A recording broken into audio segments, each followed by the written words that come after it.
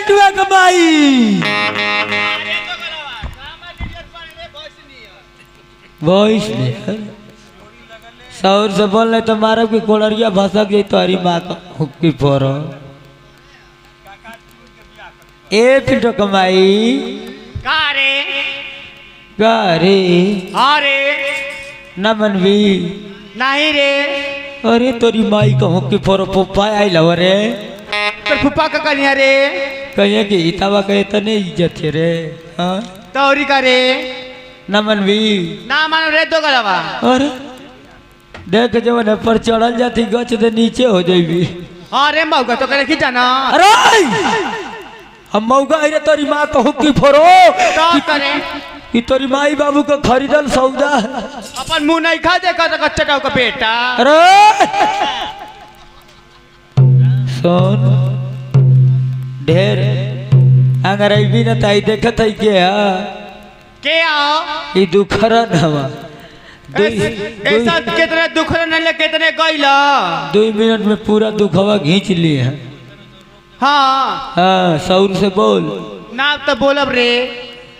ना तो बोलब रे अरे नमन भी ना मानो रे दो गलवा अरे लगत है इतावा के चढ़ा के भेजला उसको अरे पिंड ए कारे अरे अरे हम तो आ रहे हो आई हो हम ना जानते रे ना मन भी ना मानो रे दो गलवा बात है कितना मुँह बंद कर जब कुल सड़वाई सुन लिया तो तोरे बतिया बताइए सो वो कुल वो कहिए सो तोरे निया ना मन भी नहीं रे ना मन भी ना रे लो चटुआ ना मन भी ना रे दो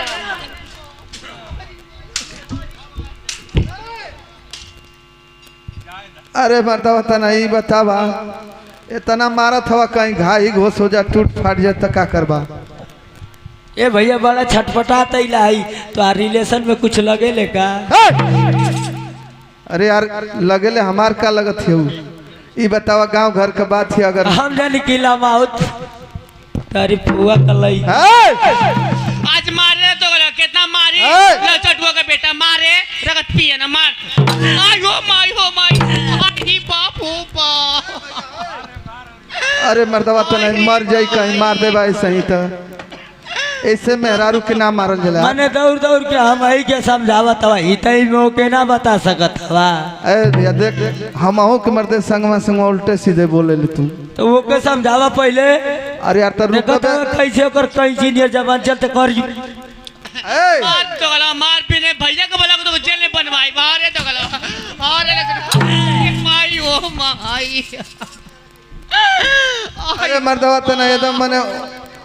ओके मार के मुंह आई दे बका हाँ सौर सका था कि बोलो तनिको रेते करी ना था आज हो जाइए अच्छा रुकियो भैया तन देख हमके कुछ समझा ले समझाओ जल्दी समझाओ कहा थी कि तोरो आदमी न हरे हो रे कहल जला हो कहो ई बता मार के तोड़ फाड़ दे कुछ फायदा मिली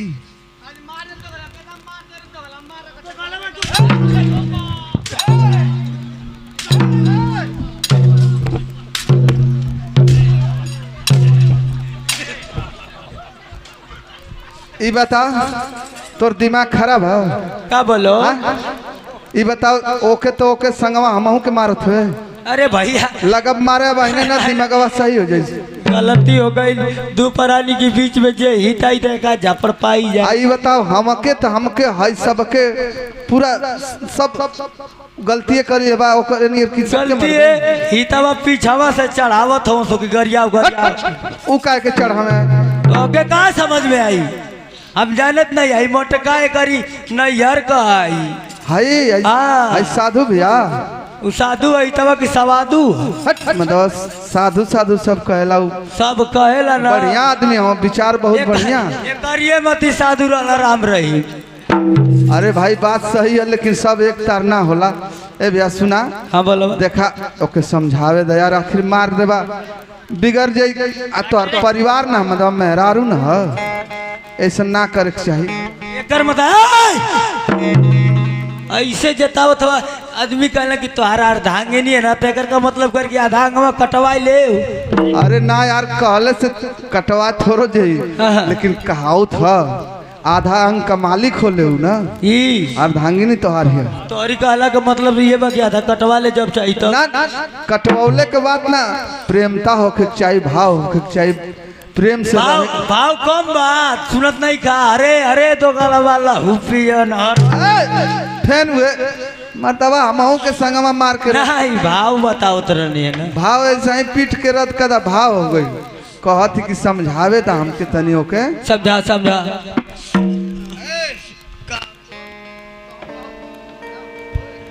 हेलो ई बता तोरे आदमी न ह तोर पति न ह ना बोलल जाला उल्टा सीधा ना कहे के पति का गोड़ लागल जाला सवेरे उठ के ना बोलल जाला ऐसे। अरे हमारो बतिया मन भी ना मन भी वैसे ही मार पीट के तोड़ फाड़ के रद्द कर दई कुछ होई ना ना मन भी रे या कदम बे ये खानदान का है जाए दे ना कहल जाला हो कहा हो अरे प्रेम से राज सुन पगली अब भाई हम तो नहीं तोरी मौसी की लड़का से डरा थे आ नहीं तो ताव मार मारम ना वो मौसी का लड़का हुआ तू ना जानता का ना यार आज ले हम जानते न रही हैं ऐसा ना बोलल जाला हो कहा जाना तवा हाँ ये ऐसे ना बताओ तो रही ना हाँ। ये कर मौसी जोन भाग गई लोकल लड़का हो अब कहा जाने भाई हम तो ना जानते रही हैं खैर हो सकेला ए सुना ना बोलल जाला ऐसे हो कहा हो ला पिंटू कमाई ए पिंटू को मम्मी का हो पिंटू के पापा कहाँ गई ले रे पगली ना जानत हई गलनिया जल्लाबाद चटिया पे हाँ हो जल्लाबाद का गल्ला ले गल लिया ए जब बदुपुर ना अंगूठा लगाओ था सो जा बड़ा जुगाड़ से गई सुन सुन सुन सुन उठ उठ उठ उठ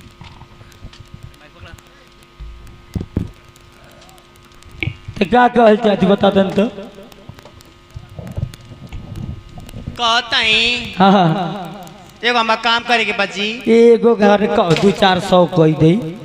कहत ना बनी हाँ हाँ हमारा गोड़वा ना दबा देता का हमारा गोड़वा तोर गोड़ हो हम तब का जी हम मम्मी का मर्द ना है जो ना में को समझते तो गोड़ ना दबाई ना दबाई तो ना दबाई तो ए पिंटू के पापा अरे वैसे एगो बात कहता नी एगो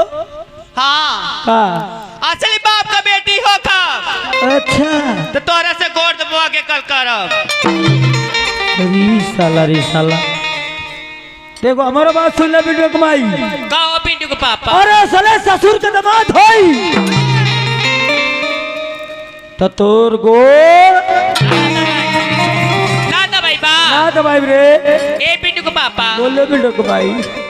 जानत हवा का मेहरारू को तिरिया चले दैयो ना जाने लो दैयो ना जाने ला हम रोज रोज लिखीला हाँ एगो बात कही पिंटू के पापा बोलो अरे चल जा महुआ बारी में आज हाँ जी चल चल चल और तन सौदा बना ली चल चल चल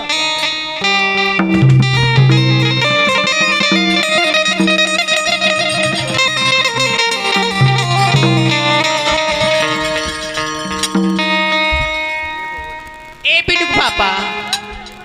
तैयार हो गली अरे का करतनी जी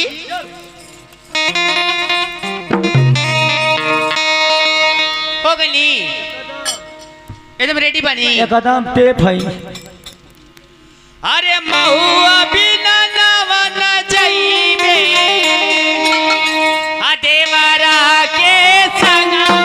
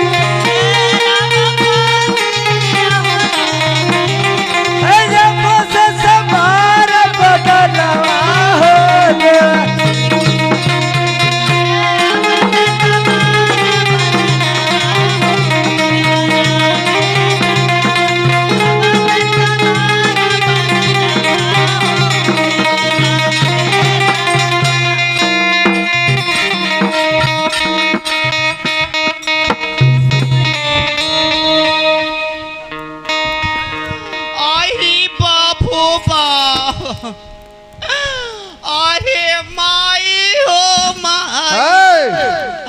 पिंटुआ के माई अरे का हो गल रे? अरे बिछी मार देले सो माई। बिछी मार देले है? अरे बाप हो बाप। आऊ कहाँ गल रे तोरे घरवा वाला? अरे माही अरे गले रगत पिए ना दारू पिए हो दादा। दारू पिए? अरे आओ माई। ओ दारू पिए लका रे? अरे आओ। अच्छा रुक रुक रुक हम तनी ओकर पता लगाई वो कहाँ है। आयो भाई भड़सर गल ह? अरे अब तो बड़ा लम्बा चल गल बा। अच्छा रहो हम पता लगावत हैं देखत हैं कहाँ है। अरे फरचटवा हरे ए फरचटवा ए भाई कहाँ बोलत हो? अरे उ तो एकदम पी के फिट बा ले लहू बा। अरे भैया सुन सुन है नहीं सुन।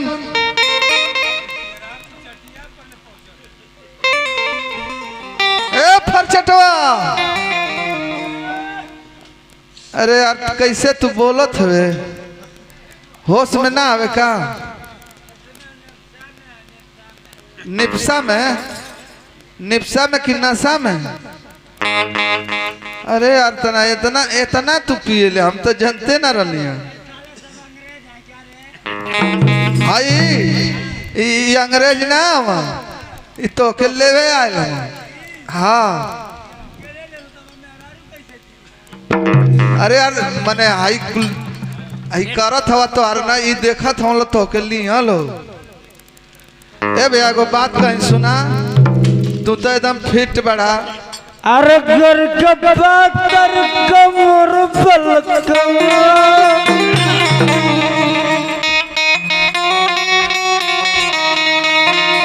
अगर घींचल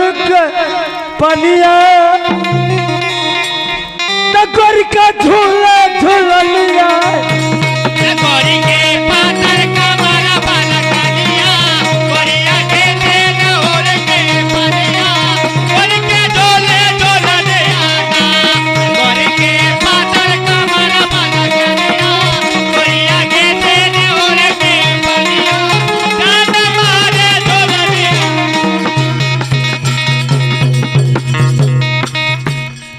अरे सड़क जवानी में नौकरी करेला कितना रुपया तो गोरी के जवानी में नौकरी करेला कितना रुपया तू पावेला।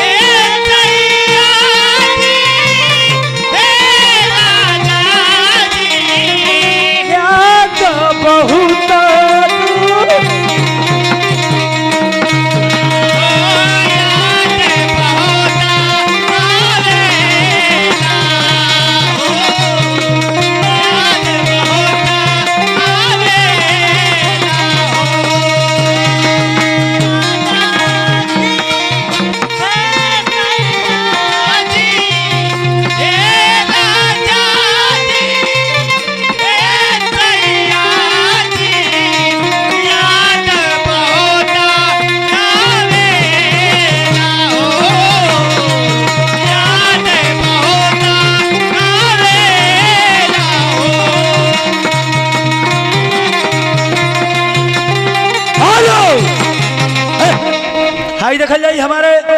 जितेंद्र सिपाही जी के कर कमलों द्वारा 51 रुपये का खूबसूरत पुरस्कार इनायत है। और इधर हमारे परम आदरणीय दादाजी साहब के घर कमलों द्वारा 21 रुपये का पुरस्कार इनायत है। अंशमान को 100 बार बड़ा नमस्कार बा। आशीर्वाद का प्रतीक्षा बा। इधर भगवान हाजी जिमने बाबूजी के अंतिम अंत्येष्टि में आइल बन जैसा है भगवान आत्मा के शांति प्रदान करे।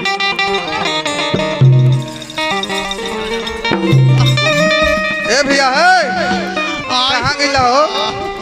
हेनी आवा तनी आहिरी माई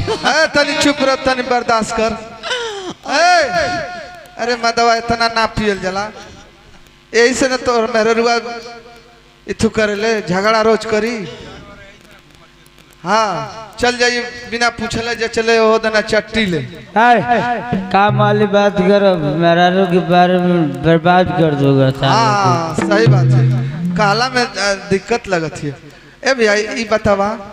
इतना तू पी के फिट हवा तो हर मेहरुआ मर्दवा इतना रोवत है कि कहे ला बारे मास्टर अरे गोरिया दे लेगा जो धर गोरिया दे लेगा जो दर के धोखा गोरिया दे लेगा जो दर के धोखा अगर बोला वही बता वही धोखा गोरिया दे लेगा जो धर के गोरिया दे लेगा जो दर के धोखा गोरिया दे लेगा जो दर के धोखा यार बोला रे बता रे धोखा यार बोला रे बता रे धोखा गोरिया दे लेगा जो दर के धोखा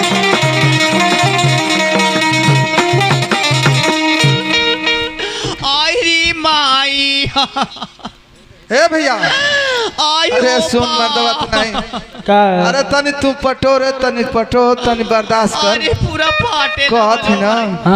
अरे मतलब तू पी के एकदम गावत बजाओ था तो और मेहरारू इतनी हालत खराब बाकी कहे जोगरा का बोलो भैया लगत है कि हाथे ना लगी हो आई हो रमा जान थवा का भइल है का भइल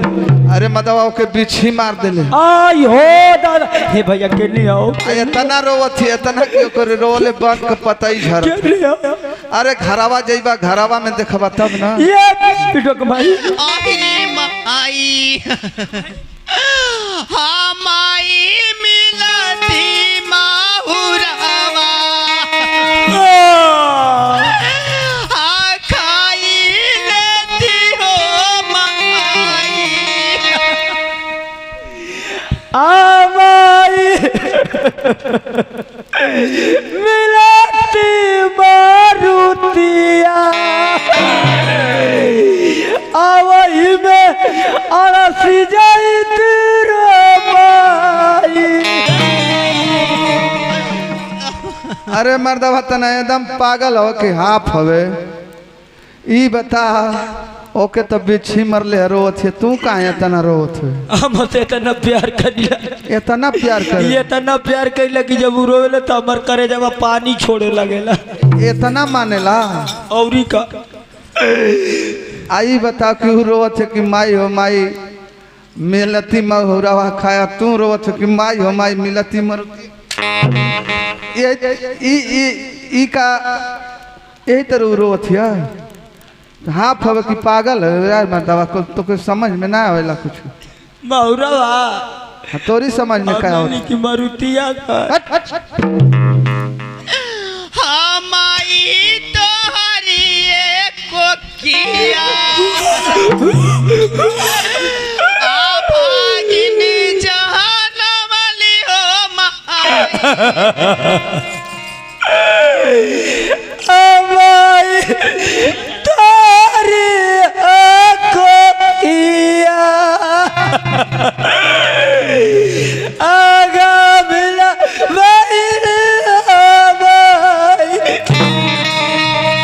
अरे मतलब तू ना एकदम तू पागल हो कि हाफ हो तू तो एकदम नाक में चुन्ना उड़ दे ऊ का कहत है तू का कहत है ऊ रोवत है कि माई हो माई तोहरी कोखिया आ भागिन जनमली हो माई आ तू रोवत हो कि माई हो माई तोहरी कोखिया का यही तरह रोवत है तू मरद हो कि मेहरारू मर्दवा तो नहीं तो कुछ समझ में ना आवेला हमारी का मेहरारू न रोवेली कि मरद रोवे का पिटो कमाइया घरवा में देख घरवा में जाके पूछ कहाँ मरले है आहिरी बाप हो बा अरे काओ पिंडू के पापा अरे अंगूठा में ए भैया सुना दवा सुना भागत कहाँ जात हवा का कहला से काहे भागत क्यों हम बता बता का भइल कहने के पिंडो कमाई का मरले तो कथी की उठावा में अरे मतवा ऊँट में कहीं बिच्छी मार वही से तो हम कहने की चल हमार भाठी है ठीक है। अरे यार तोरे सुनले में फर्क पड़ गया पूछ सही अब तोरी सुनले में गड़बड़ है अरे अंगूठवा में जी अरे बाप रे बाप अरे मर्दवा तना ओके बिच्छी मरले दर्द बत्था में बा और पीटत हवा तो सही से बताओ कि चाहिए अंग्रेजी में बोलत ही करी माँ कहूँ की पर कहत ही ना कि यार पता लगावा गाँव में केहू जानकार है बिच्छी के झरवैया अच्छा बोला के झरवावा ठीक हो जा नहीं तो जानत हवा ऐसे में मर जाइए कि तने मार दला बिच्छी मेहरारू मर गेली आई हो राम। अरे का हो पिंटू के पापा काले चढ़ के रे अरे पूरा फाटे लगा आई हो रबा आ देखी है अंगनवा बना रे मारिया पिंटू कमाई कहाँ ले गईले आई हो रमवा आ देखी है दुआरिया लना पहुँचे रे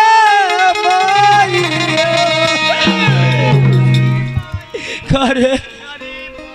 बेटो को भाई कहाँ ले पहुँचल ले आई हो रमवा देखी है अगर पूरा खजाना में हिल जाई तो मन ना सोच कर दे हो रमावा।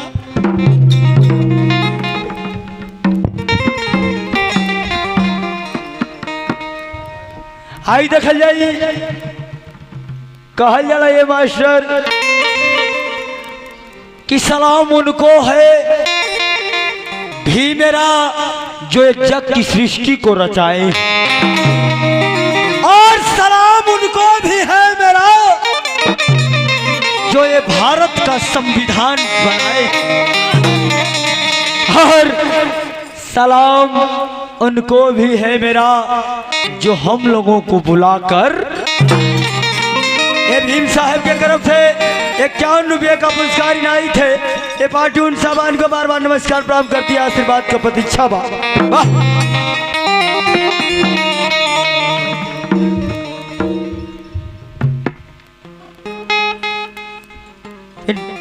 ये भैया क्यों ये जाना खा दिमाग खराब है का हो लगे आके आदमी थपरियावे सही हो जीवा तू ही न कहला कि पूछ ला क्यों जाना खा। अरे यार जनखा ना जनकार बिच्छी का झरैया जानकार जनकार हम यानी कि जाना खा ऐसा बोली हा जी क्यों न कह कि बिहारी बाबूजी झारे ल देखा देखा हो सके तब झारे ना तो बुलावा उनके बात गड़बड़ न हो जाए महाराज। का हो जी का बात है चुप रहा मत ना जनबा तब का अरे भाई तो हम ना जानती तब वो हितावा कौनो माजा ले था अच्छा करी बहन का मुंह पोछो जा जा ना गरियावल जाला नहीं गरियावत कहाँ है अवन गरियावला है ना नहीं ये करी बहन का घर घोरियाऊ अरे मतलब भाई ई कुल का कहत हवा मतलब गरियावत है ई गाड़ी ना नहीं सम्मान हाँ वो घर गरियावत हवा ए भैया कहत ही ना हाँ आर पहले तो तू झारत औरत रहला तनी मनी ना बा झारत रहली हाँ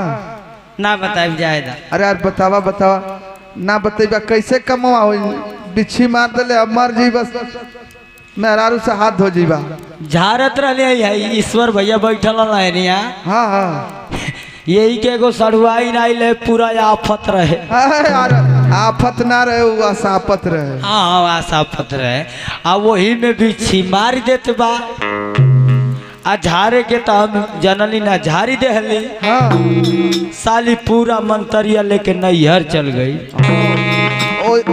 सौरी वाला घरवे में चाह हाँ यार ये तो ऐसे न कुल गड़बड़ा गेल मंतरिया हाँ। अच्छा हम ही कहत हई हाँ अरे यार देखा तनियो मनी लही तो फिर देखल जाई का जिन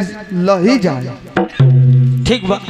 हाँ देखा ए पिंडवा कमाई अरे का हो पिंटू के पापा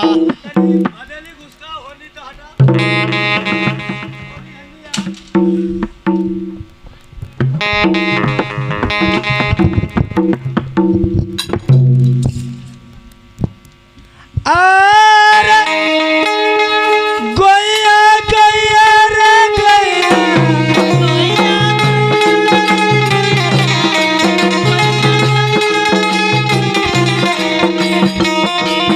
हे गैया गैया रे गैया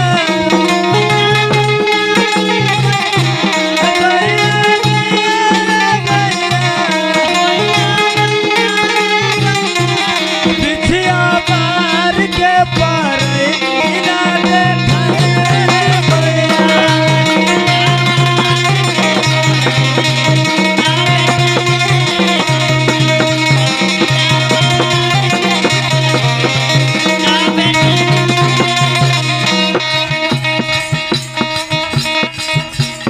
तो हर चिपरी गो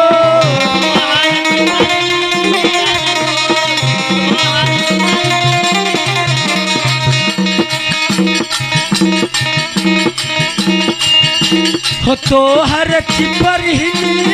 गो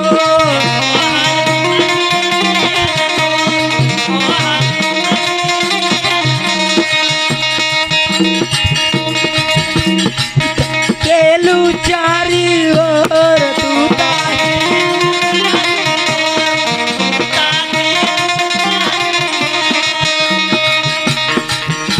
तब बिछिया हमार के आड़ के तब बिछिया हमार के परैना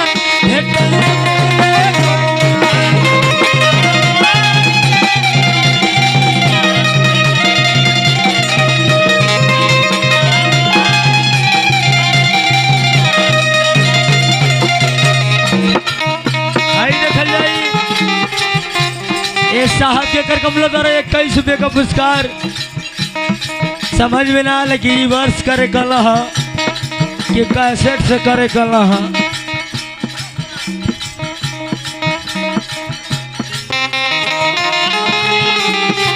ये साहेब कहल जाना कि अपने से सब लथेर होला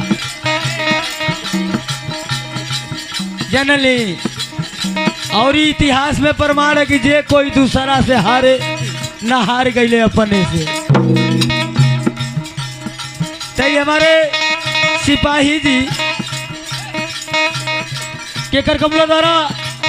बहुत बहुत रुपयों का पुरस्कार इनाई थे।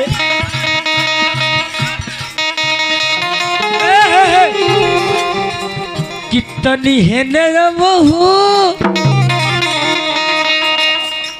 तनी है न कि रतिया होले गरमिया ना डोले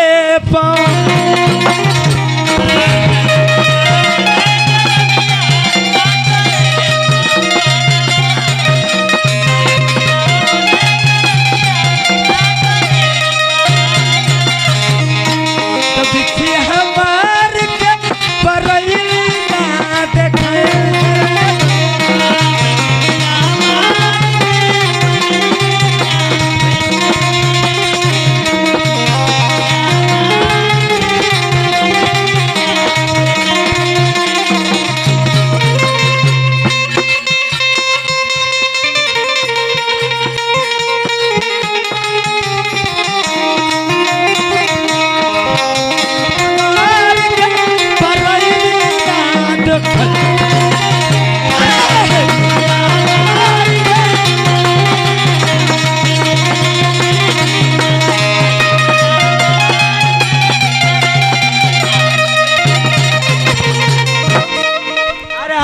बाहेला रे बाहेला बाहेला का हो